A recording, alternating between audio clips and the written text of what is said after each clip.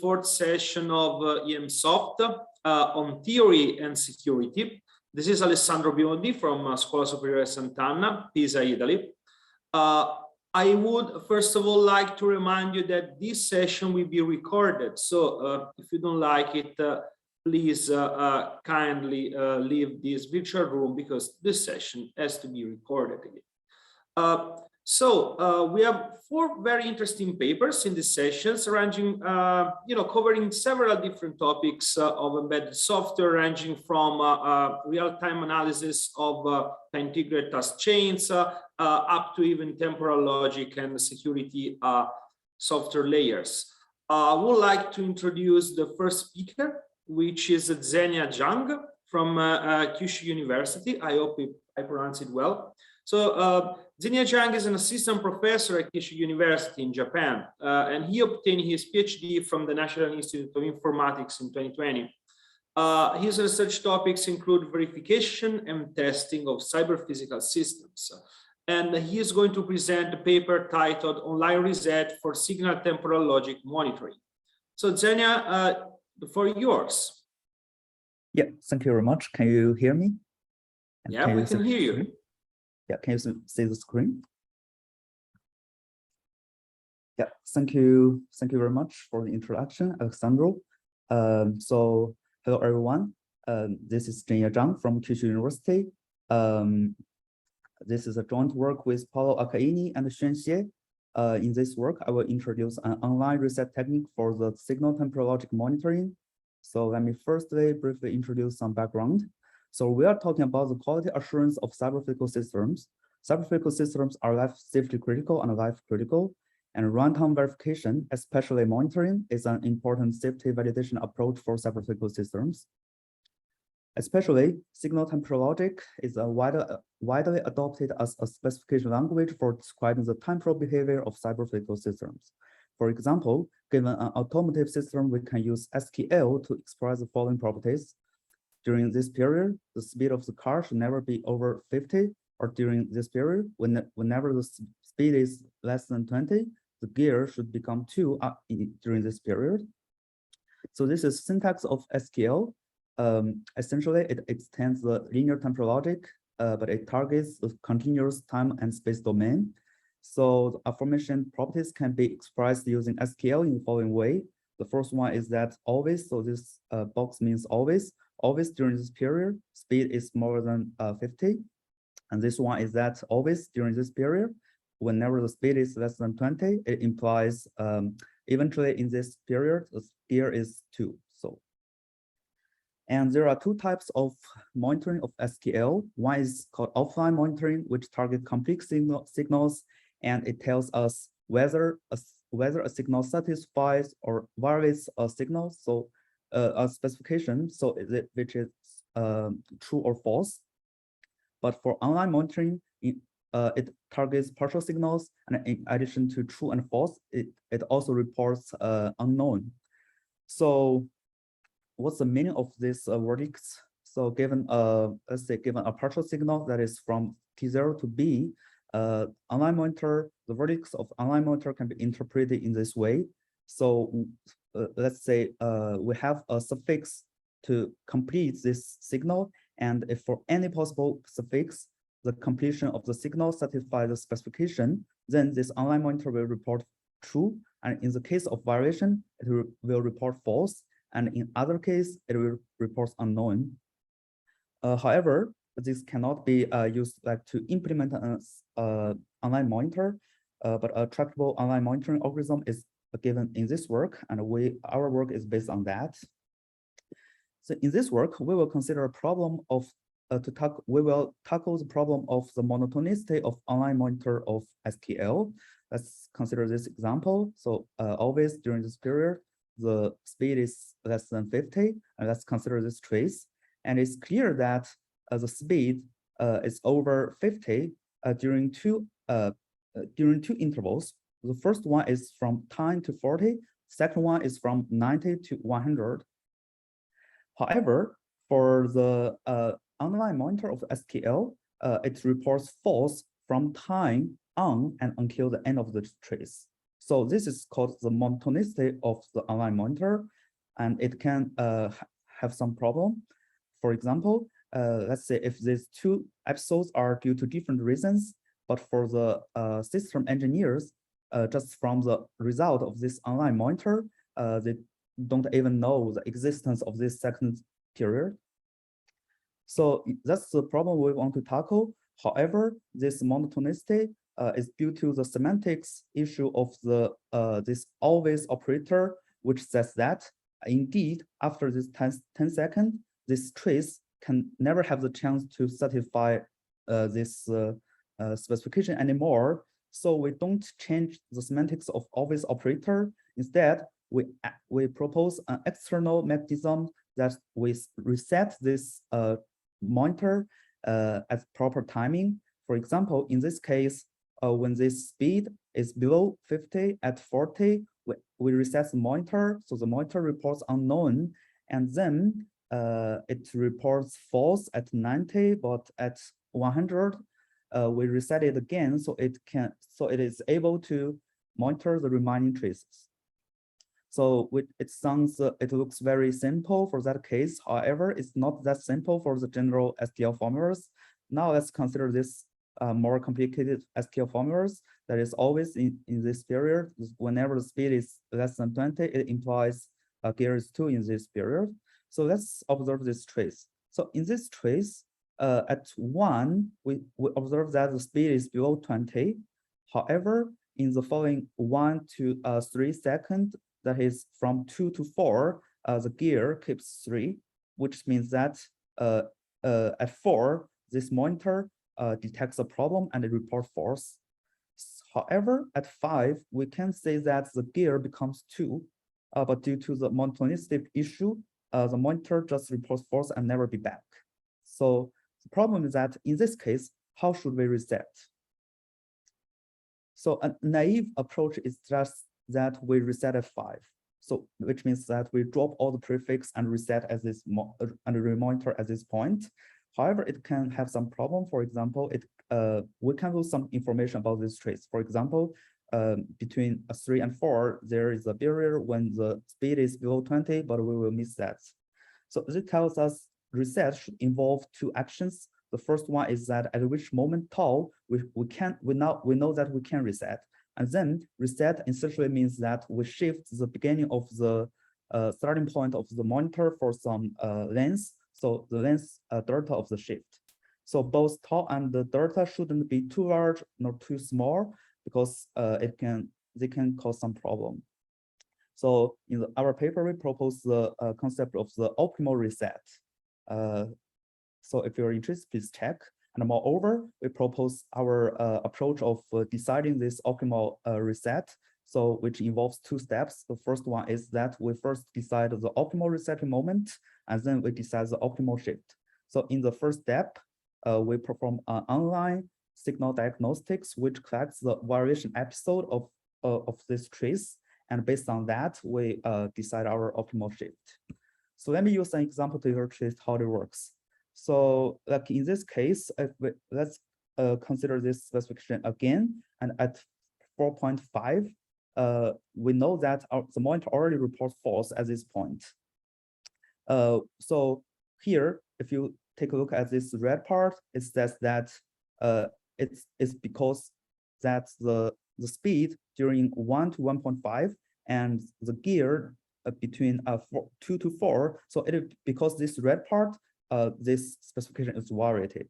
And if you take a look at this take a look at the case of 5, compared to this case, this red part grows. So yes, this variation episode, it continues. But if you take a look at this 5.1, if compare these 2 cases, they are the same, which means that this variation episode already ends. So now we know that we can reset, but then the problem is how do we reset? Our idea is to skip where the atomic formulas are evaluated such that the verdict of the whole formula changes. Let's look at in this case. So we know, for example, so let's look at this speed smaller than 20, this atomic formula. So this atomic formula starts to be evaluated at 0, but this variation episodes continues at 2, so it ends at 2. So it tells us we should skip for 2 to skip this variation episode such that the verdict of the whole formula chain flips. So in our paper, we recursively define this online diagnostics and this method to skip. So if you're interested, please check. So next, we talk about our implementation. So in our implementation, we are based on the famous tool, which is called Bridge. And we evaluate on 2 famous benchmarks that are simulated models. First one is field control. Next one is automatic transmission. And then we compare the classic online monitor and our monitor.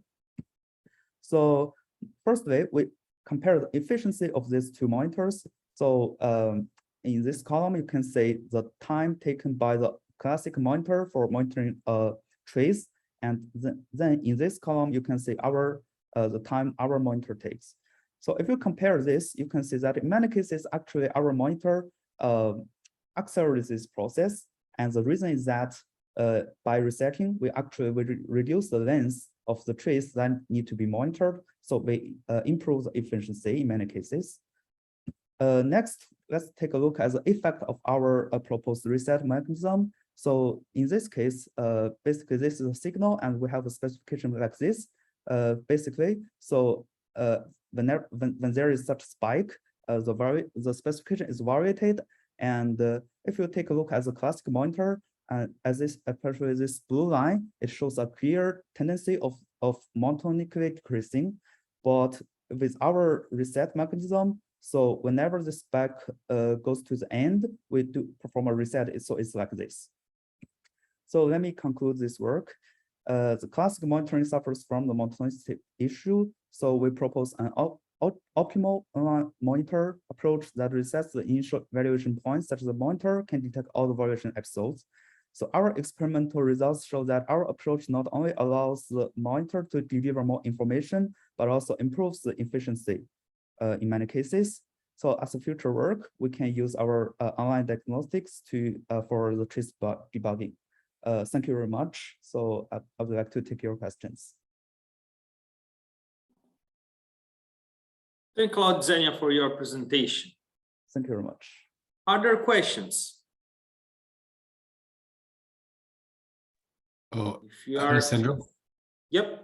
Hello, thank you, Timothy Buck. I wonder, thank you for the talk. I wonder if you think this online reset could be a new operator for signal temporal logic. Could you express the kind of online reset as another operator so that users could have more control over the meaning of it? To be honest, I tried that, but it's hard to express what kind of modality it can express. So finally, I prefer to present it as an external mechanism. So, but maybe in the future I can still exploit it. Yeah, thank you very much. Thank you. Yeah, thank you very much. Other questions? If you are connected, you can also type questions on the chat.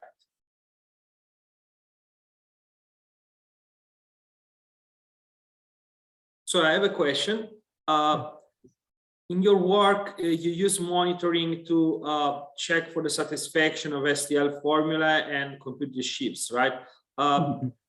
What do you think would be the effort to also use monitoring to generate other STL formula that perhaps describe the system in certain intervals?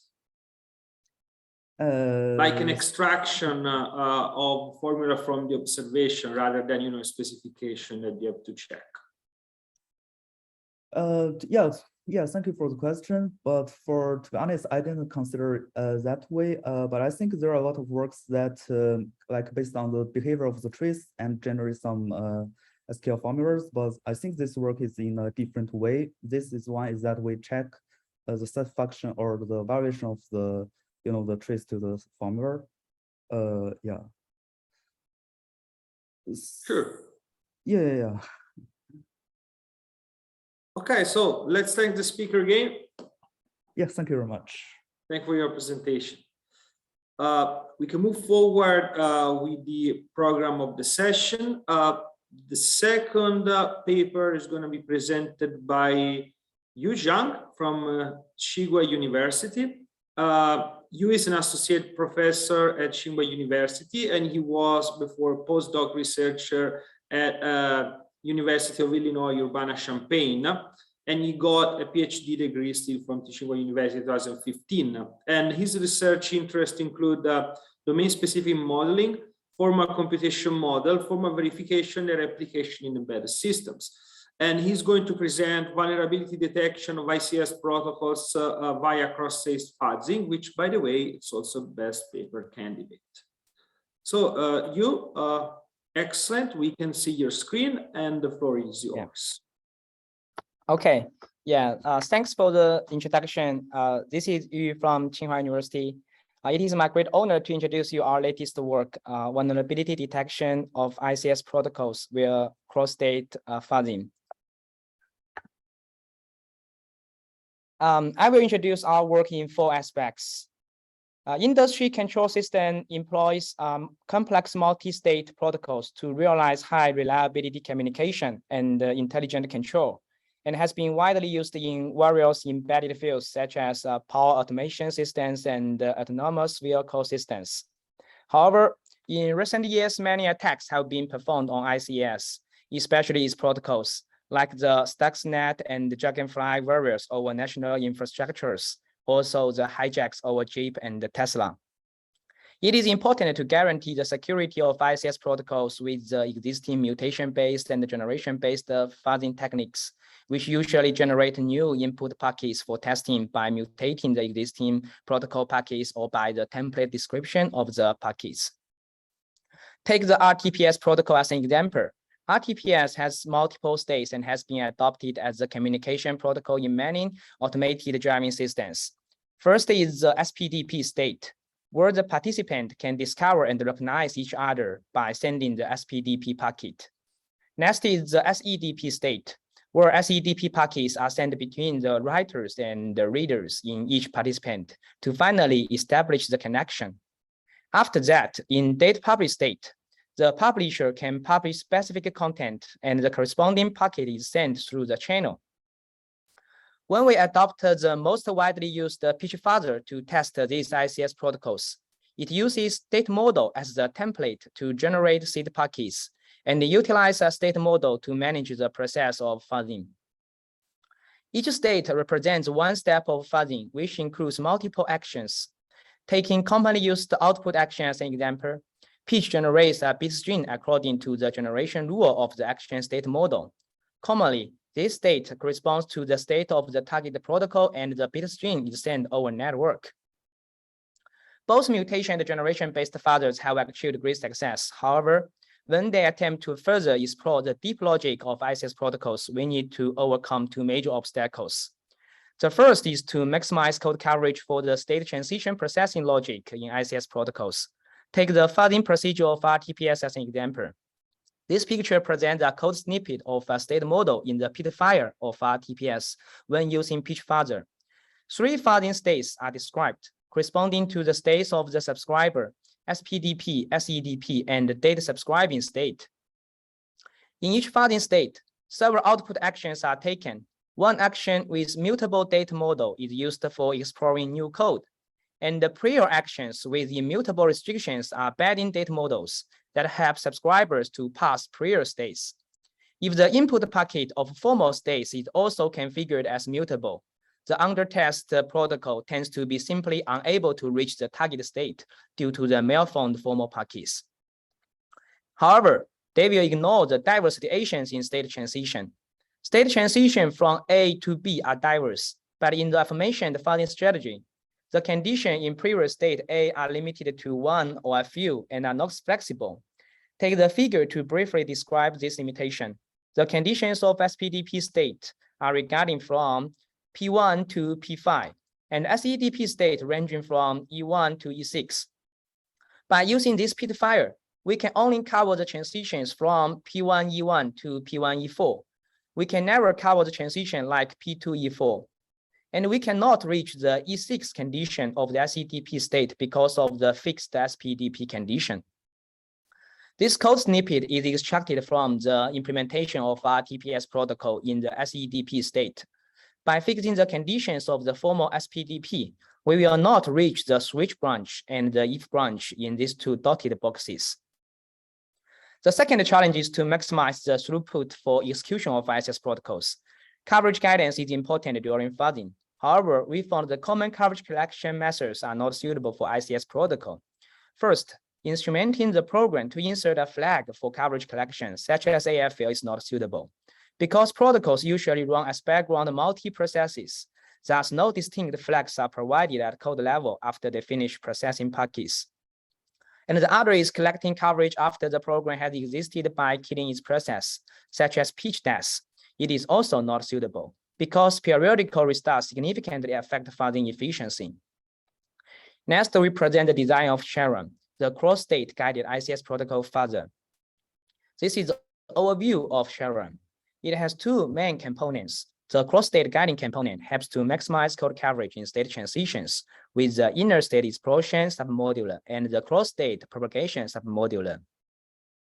Another component is the program status inference component that keeps the continuous running scenario of the target ICS protocol.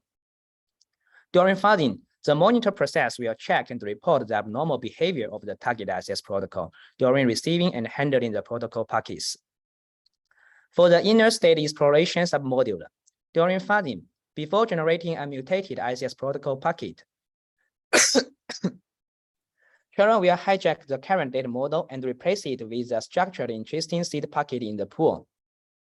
Based on these interesting seed packets, Xuan will select several data elements and perform structure-aware mutations according to the detailed data types to produce new packets. For the cross-state propagation submodular, once a new condition CA in state A is found by a seed packet, it will propagate this new prior condition to the following state B. It maximizes cross-state code coverage by generating two specific types of packet sequences. For the first sequence, sequence alpha, take all discovered water transition of B as set B. Then for any condition CB belongs to set B, the state transition from A to B is considered as new. Xuan then triggers the red transition by combining SASB as new sequences.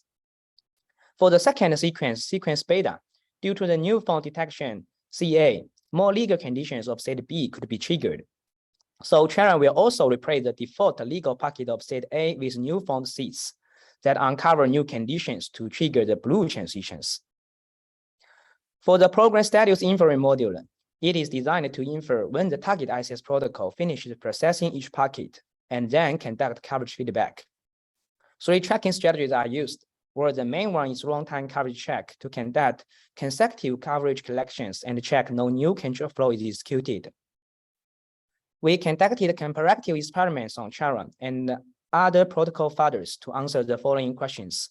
The first is about the effectiveness of code coverage, and the second is about the vulnerability detection ability.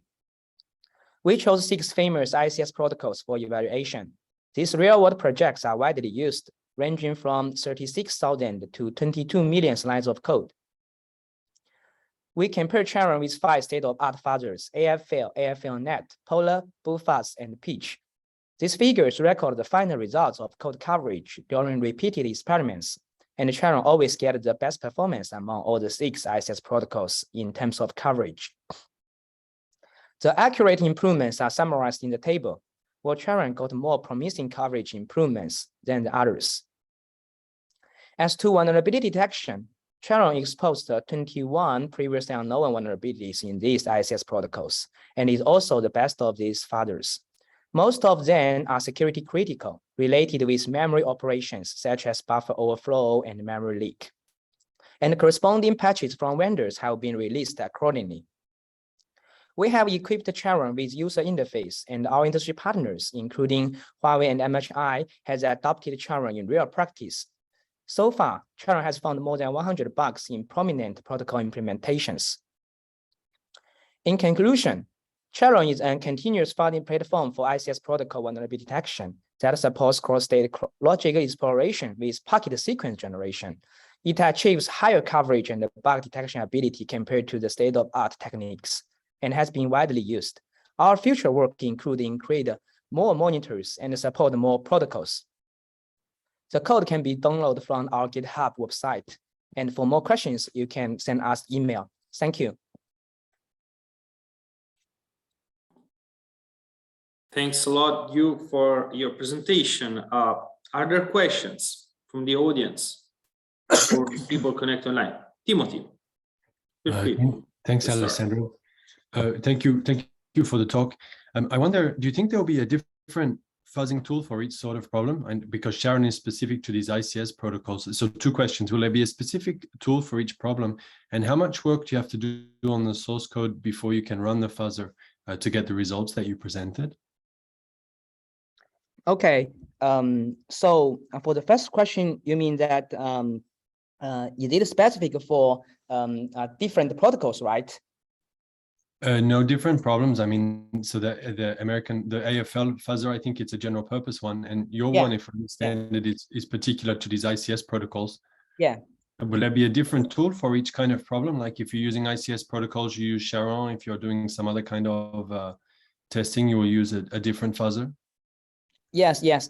Actually, AFL is widely used for application level fuzzing, but AFL Net and the Polar, they are customized based on AFL to fuzzing protocol, and the BootFuzz and Peach are also specific for fuzz protocols. So we compare AFL and other types of tools, and this is for the first question, right?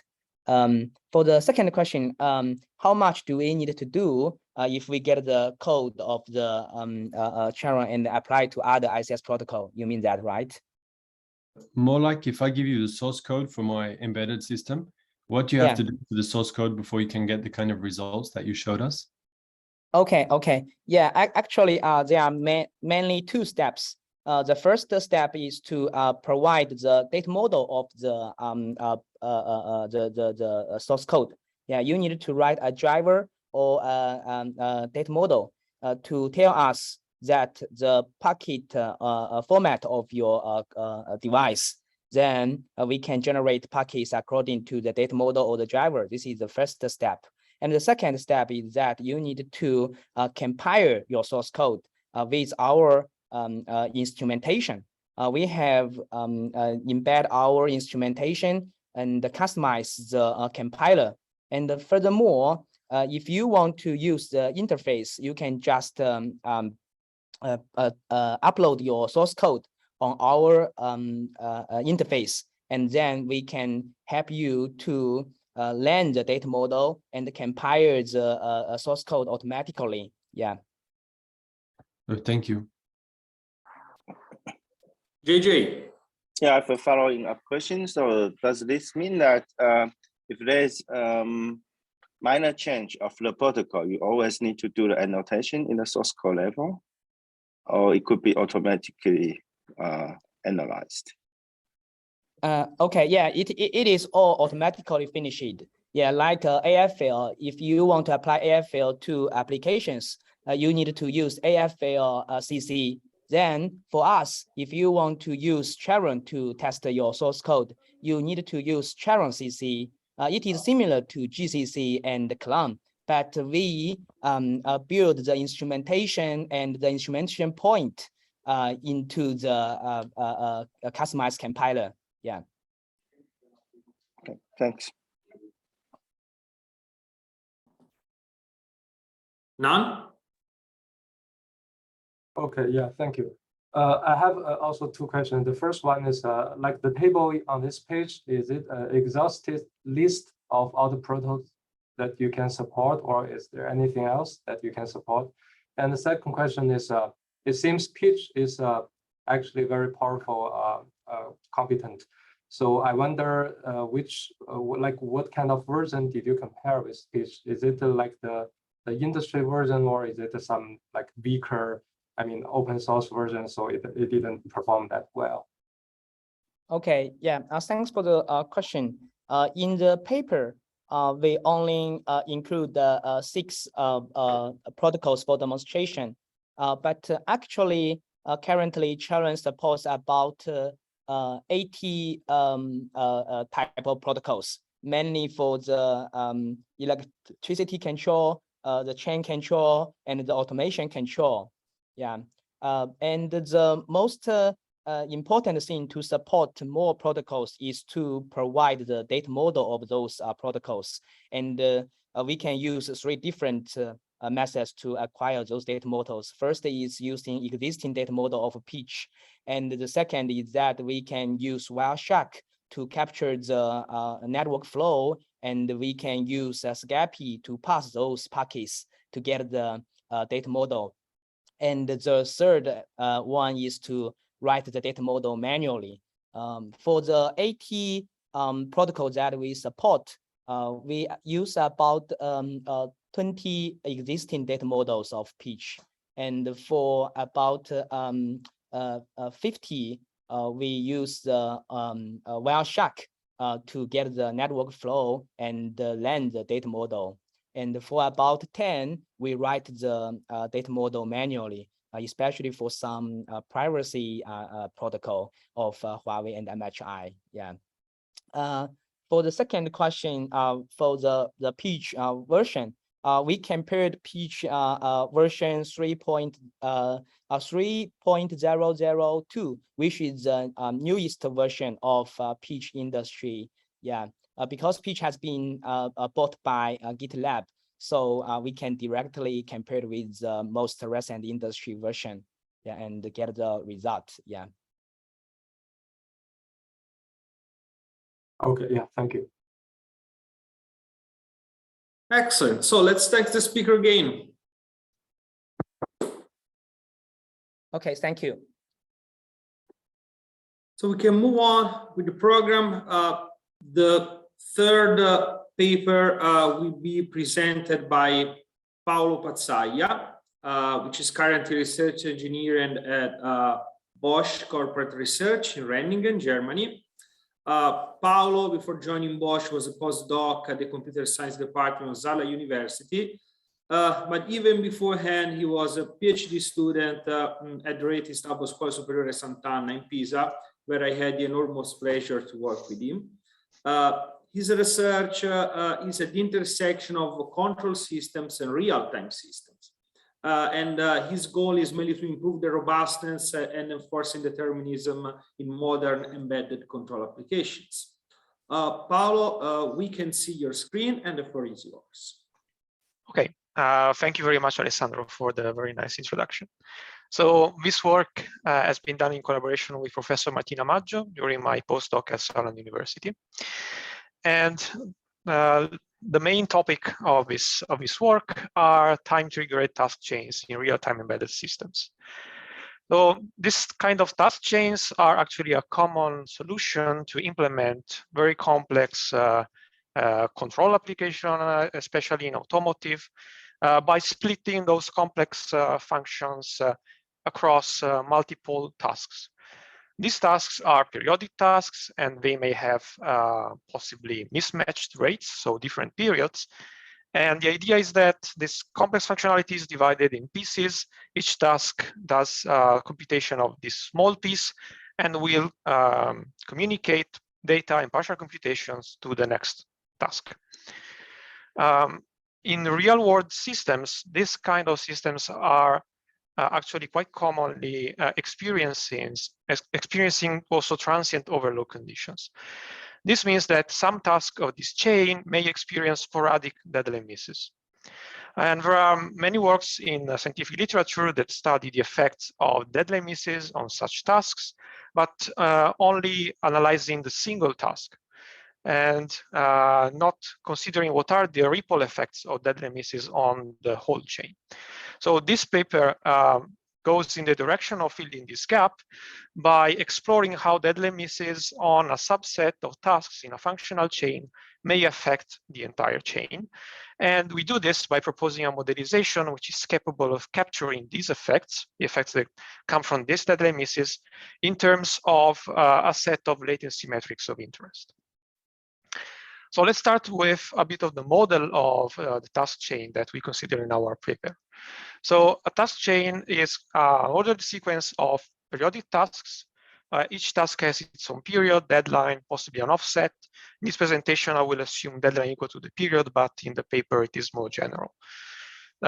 Each pair of consecutive tasks in the chain is in a producer-consumer relationship, and these tasks communicate with one another using local memory slots called labels. And the idea is that the communication works such that each task reads its data at the activation and writes its data, its output data at the deadline. And we also assume that there is a synchronization mechanism in place, such as the quite popular logical execution time paradigm, that guarantees causal communication between those tasks. And the idea is that each job of the consumer task under this mechanism will read data that has been produced by the last completed job of the producer task. Since we are considering the case where tasks may miss deadlines, we also need to understand how this event is treated. And we will consider the case when, if a job misses a deadline, its computation is discarded, the job is immediately terminated, and no output is produced.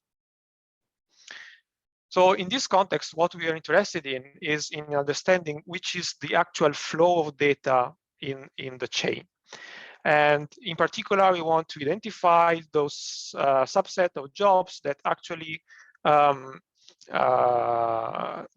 include the flow of data, the processing of the input of the chain to its corresponding output. So in the schedule of this example, we can identify 3 different valid data paths, which are marked with 3 different colors. And these valid data paths have some properties.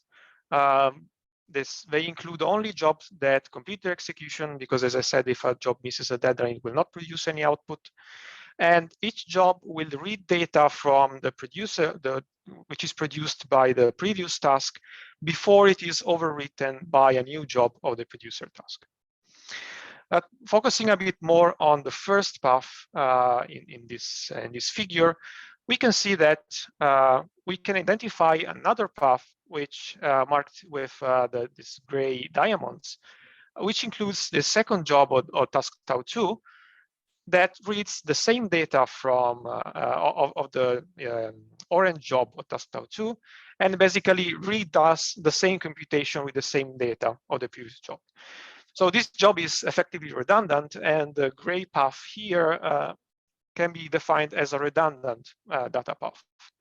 So valid data paths are actually divided in our paper in 2 subsets. We have these redundant data paths and the ones that we are actually interested in, which are called effective data paths. So effective data paths are the one that provides the freshest chain outputs at the level of each task in the chain. So now we are interested in actually inserting possible deadline misses in this context. So again, as I said before, if a job misses a deadline, it will not produce any output. So jobs that miss deadline will not belong to any possible valid path. And depending on which job misses a deadline in the schedule, the shape of these paths will change. And then it is easy to see that if this redundant path that I mentioned before is the one that misses a deadline, then nothing changes in respect to the effective paths in this schedule. But there are other key jobs that if they miss a deadline, they may affect more severely the shape of this effective path. So if this job of task tau 1 misses a deadline, the entire green path disappears. That will not happen. And again, if also this job of task tau 3 misses a deadline, the blue path will change and will be delayed. So the output will be delayed. So our analysis is actually able to identify those key jobs was deadline misses will maximize the disruption of the data propagation in the chain. And we are actually interested in the effects of these deadline misses of different latency metrics, and we identify 3 main latency metrics in our paper. The input-output latency and the data age, which are very common in analysis of time-triggered task chains. We also add the update interval, which is the interval between 2 consecutive chain outputs. And our analysis targets the problem of defining which is the worst case pattern of deadline hits and miss for each given task of the task chain, with respect to one of these given metrics. And we can see that if, for example, this job of task tau 1 misses a deadline, it will affect, in this example, the update interval and the data age, but it will not affect the input-output latency. So in our analysis, we are able to identify which are the time instants after those deadline misses will disrupt the most the propagation of data throughout the chain. And to find this worst case, we actually need to implement an optimization problem, which will target by maximizing or minimizing these metrics. We'll find the worst case scenario for each possible metric. So our analysis is, in the first part of the paper, is quite general. It can have different, can be applied to different models of deadline misses. But the optimization problem, when it's more targets more a deterministic model of deadline misses, which is the weakly hard model.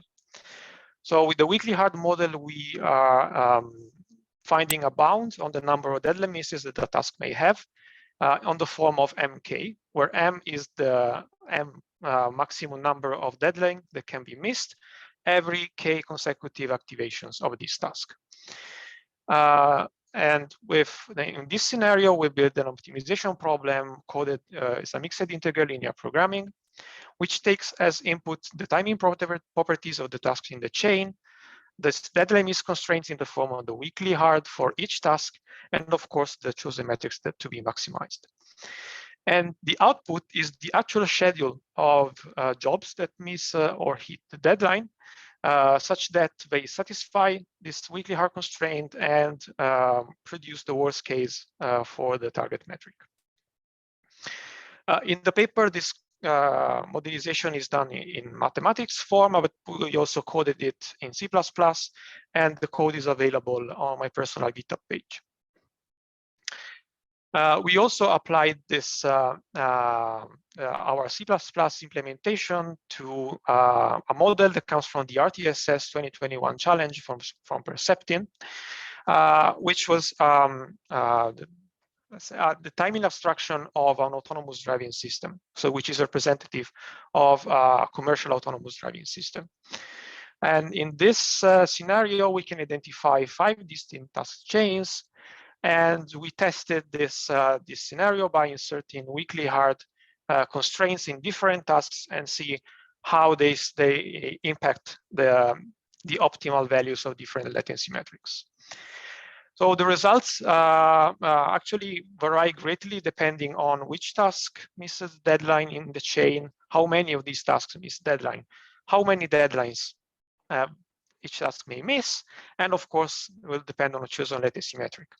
But as it is expected, these metrics more or less grow monotonically with the number of allowed deadline misses, even if the pattern is not regular. Sometimes by increasing the available number of deadline misses, we are not increasing the latency metrics will stay constant.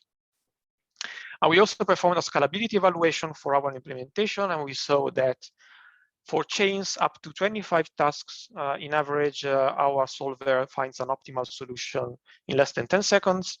We reach our timeout of 2 hours when task chains have tasks of more than 30 tasks. But this means that our application is actually a viable solution for reasonably sized chains. So to conclude, in this paper, we present a formal model of tasks and data paths, so when tasks can have possible deadline misses. We are able to identify a subset of key jobs such that if they miss deadline, there is a maximal disruption on data propagation, and we implemented an optimization problem in form of mixed integral linear programming to compute this worst case pattern of hit and miss deadlines, considering different latency metrics. And we implemented this on an automotive size task chain model from the RTSS challenge. And now I want just to say that this is a first step in the direction of analyzing task chains with deadline misses. There are open scenarios in future work that I also want to share with the community.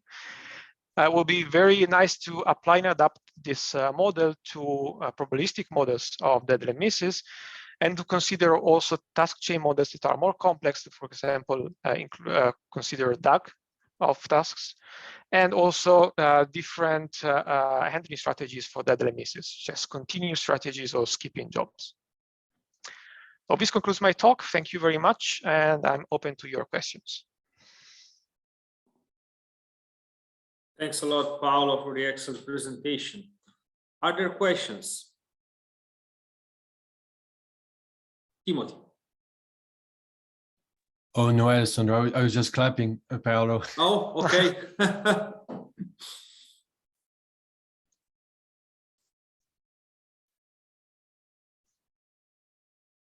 No questions from the audience. You may also type your question on chat. JJ. Yeah, thanks for a nice talk, Paolo. I think I have a lot of questions, but let's see what I could ask. So it seems to me that the deadline misses are classified here for some heuristics to identify whether a job should be continued or not. Right? So if you always continue a job, then the deadline misses do not matter for any end-to-end latencies, because at the end, the deadline doesn't matter. The only thing that would matter would be that when you have deadline misses, you have to decide whether a job is aborted or not. Should you continue or not continue? And different decisions will result in different cause-effect job chains, right? So can you comment on this? So how complicated it is, how much complication it would be if we have such freedom to do the right things you discussed for the probability of deadline misses or portion of jobs and all the stuff that makes the system adaptive. Yeah, okay. So let's say that the model that we chose was able to simplify the most the analysis, because I mean, here we have either a job it completes, or if it doesn't complete, will have no output at all. If a job can continue executing until completion, you have another design choice, which is when the output will be given to the next job, to the next task. So if we need to wait until the next deadline to produce this output, or if you give this output as soon as it is available, as soon as the job has completed. So, of course, if the task can provide the output to the consumer as soon as it is completed, this opens a lot more complexity, because now we have to consider the response time, the actual response time, and this changes a lot the shape of the chain and of the data paths. If you consider only specific time instance where this communication may occur, then maybe the analysis is simplified. But what is quite interesting in this analysis is that some jobs, if they miss a deadline, for example, if a redundant job misses a deadline, then we are sure that will not affect the shape of the paths, which is a huge simplification. Is something that can be directly applied also to probabilistic models of deadline misses, so you can restrict your analysis to specific time instance and say if the probability of missing deadline at that particular time instant is X, then you know something. Otherwise, you can remove a bit of complexity. So, but it's actually a quite wide work. There are many open challenges, and depending also on the complexity of your design choices. But we can discuss this later, maybe in the poster session, if you like. Yeah.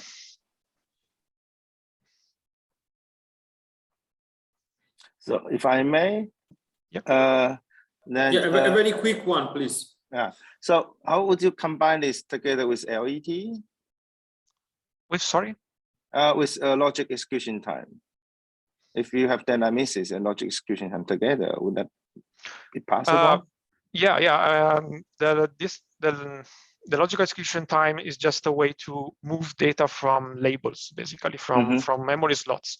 So if you have a deadline miss and you don't write data in a memory slot, or you write late, this data late, what you have is that the communication will occur only a specific time instance. So you can have deadline misses and logical execution time together, because the deadline misses is just the job execution, and the logical execution time is just the moving data from memory slots. Thanks. Thanks a lot, Paolo. Let's thank the speaker again. Thank you. So we reached the fourth and last paper of the session, which, according to my records, will be presented by Xu and Zheng from Tsinghua University. Xu is currently working toward a master's degree at Tsinghua University, and his research interests are mainly focused on malware analysis and IoT security, especially for what concerns OS kernel security. While Zheng is also a master's degree student, still in software engineering at Tsinghua University, and his research interests include IoT security and web application security. We can see your screen, and I guess Zheng is starting the presentation. Okay. Oh, thank you. So welcome to the talk about IoT devices safeguard against malwares. I'm the speaker, and I'm In Zichen, a master student of Tsinghua University. And it's my pleasure to share the slides of our work, Meet Us. So let's jump into the topic. First, what happens in the IoT world? As we know, the number of global connected IoT devices is estimated to be around 18 billion. Most of them safeguard mechanisms, even without changing the default simple password, which opens the front door for IoT malwares. In the figure here, we can see the tremendous amount of infected IoT devices. Nowadays, unabated IoT malware growth still threats IoT device security. So if we look at IoT malware, we can get this typical life cycle as demonstrated in the previous research. At the early stage, IoT attackers probe IoT devices and find an infection point. Later, they start by reconnaissance, by gathering necessary information about system configuration. Then, IoT malware tries to disguise themselves to achieve long-term residence on the device. Finally, they serve the ultimate purpose. Some exhaust network ability to conduct DDoS attack, while some may corrupt device firmware. So actually, these IoT devices with almost no security barrier against the attack are the best victims for IoT malwares. This terrible situation prompted our basic idea of setting up a safeguard mechanism for IoT devices. Yet, during exploration, we encounter three challenges. The first challenge is the rapid mutation of IoT malwares. Concrete characteristics developed for specific samples, such as Yara, can be easily bypassed by malware variants with code of obfuscation or polymorphism. For example, the cracking dictionary in IoT malware can be encrypted and evolved to create diverse families and further resist non-semantic features. To resolve this, our safeguard framework Meet Us extracts and represents malicious behaviors in a structured way with deeper abstraction. In addition, we also observed that IoT malware often apply various camouflages like self-copy with rename as shown in the figure to decentralize malicious intentions into different submodules. So this masquerade is capable of bypass existing security mechanisms without sufficient behavior tracing. So on the contrary, we designed a progressive homology tracing algorithm to provide a complete view of malware's behaviors throughout their lifecycle. And apart from the challenges posed by the malware itself, IoT devices also suffer from the constrained resources and heterogeneous architectures, bringing the problem about the usability of on-device defense. Therefore, we designed a built-in customized malware defense policy to automatically audit suspicious behaviors of breaking programs in real time cheaply. So eventually, combining the aforementioned solutions, we propose Meet Us, an adaptive on-device safeguard framework for Linux-based IoT devices to defend against malwares. In the preliminary stage, we utilize a behavioral characteristic extraction process on over 100,000 samples to construct a general and robust IoT behavior paradigm. Specifically, we first abstracted concrete behaviors into pairs of security contexts and behavior classes, and then analyzed the intentions of these behaviors and further mapped to the Anti-Malware lifecycle. So such hierarchical abstraction can distill a general and robust paradigm that represents the correspondence from concrete behaviors to abstract behavior pairs, and then the stages of Anti-Malware lifecycle. And such conversion allows Midas to characterize Anti-Malware's behaviors in a robust way. And after that, the constructed behavior paradigm will help the following real-time behavior auditing to defend against malwares. So now we introduce how to use it to implement Midas real-time behavior auditing of breaking programs. First, Midas will find the enemy by the suspicious label.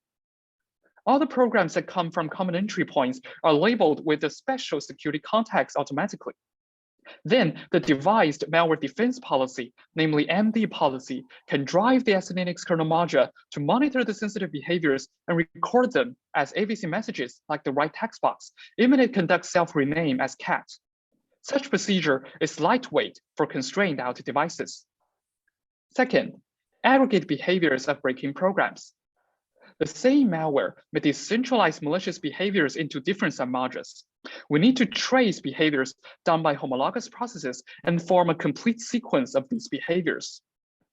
Finally, analyze the sequence to check possible attack chain. The abstract behavior pairs can be obtained based on the recorded AVC messages of the behavior sequence, and then mapped into the malware lifecycle to determine whether they are malicious based on the paradigm. So for homology tracing, we use 3 progressive indicators, PID, path, and memory hash, in determining the homology relationship between processes. And here's a case study of it.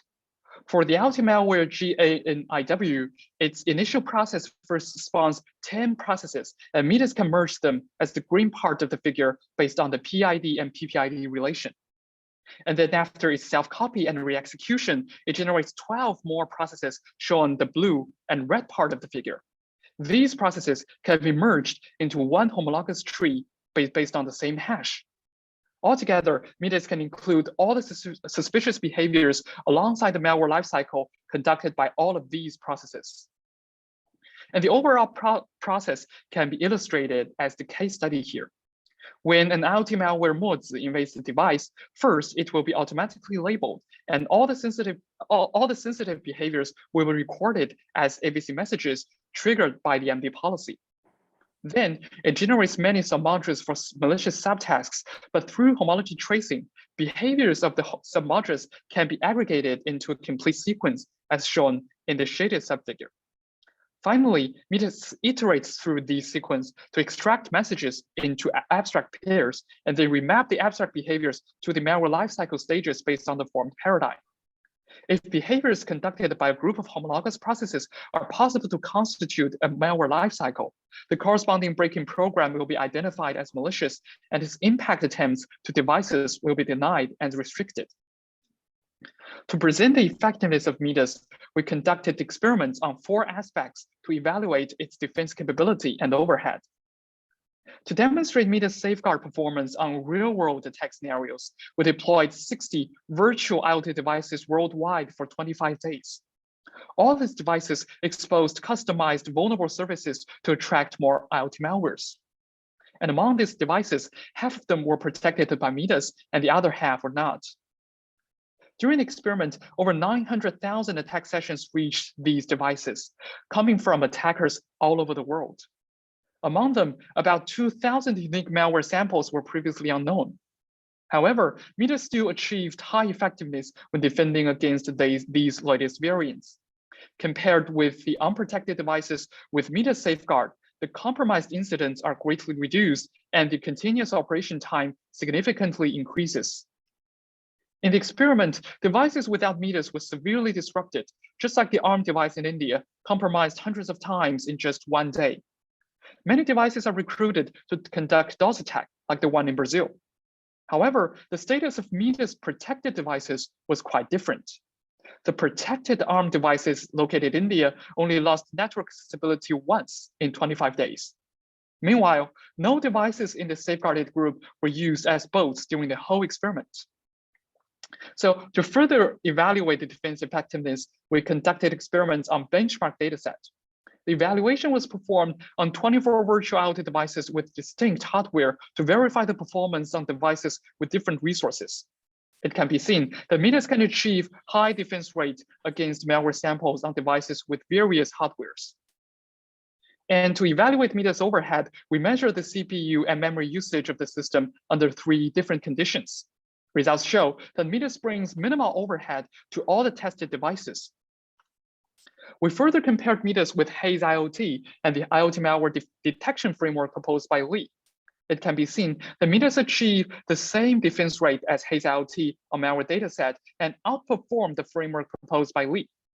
Meanwhile, Midas reported no false alarms towards the applications embedded in the OpenWT firmware, while Haze IoT and the framework of Lee suffers from severe false positive issues.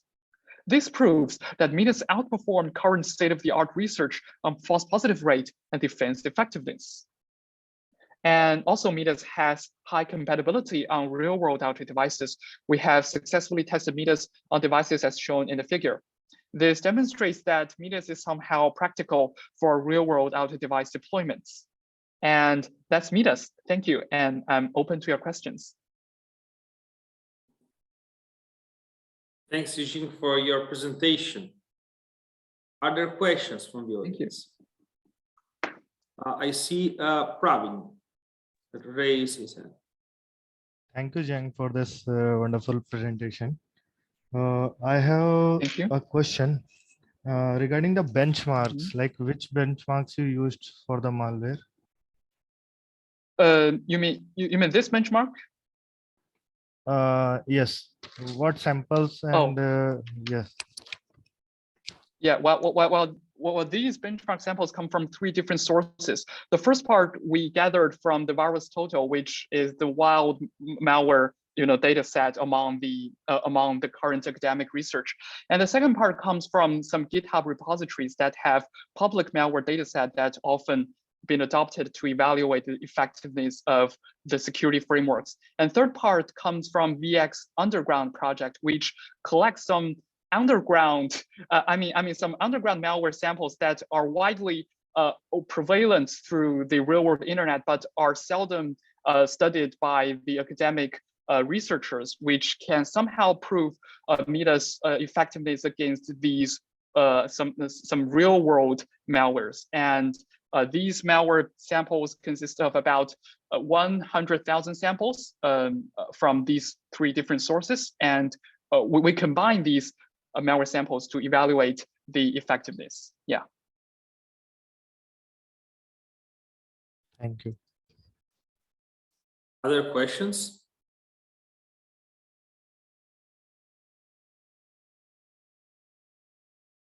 I have a very quick one. So first of all, very nice work. I really like it. I'm curious to understand, how did you set up the honeypots for your experiments? So what you put in there to make sure they were prone to attacks? And did you ever detected any attack that, kind of recognized the presence of Midas and disable it?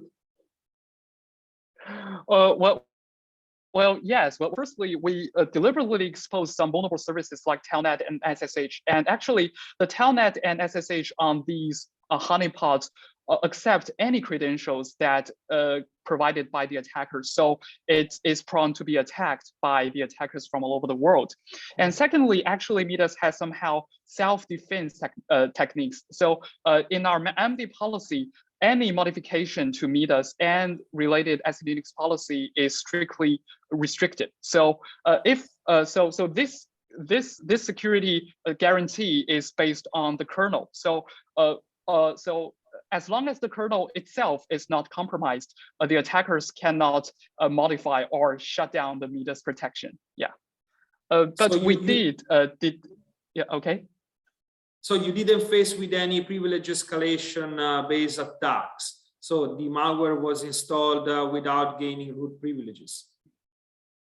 We detected some kind of attempts, but it is denied by the MD policy by default. Yeah, we have detected some kind of privilege escalation. Some might want to override the DAC restrictions, you know, the read and write restrictions to the file to the files on the devices, and some might want to change the file context of some files on the firmware. We've detected such attempts, but these attempts are prohibited and restricted by MIDAS by default, so they cannot, you know, fulfill their some kind of attempts. Yeah. Okay, thanks a lot. I think we can close the session. I would like to remind you that, you know, we have poster sessions in which you can continue asking questions to the speaker. The poster session is going to take place in the band, so please have a look on Gather Town for that room. And yeah, thanks again for attending this session, and enjoy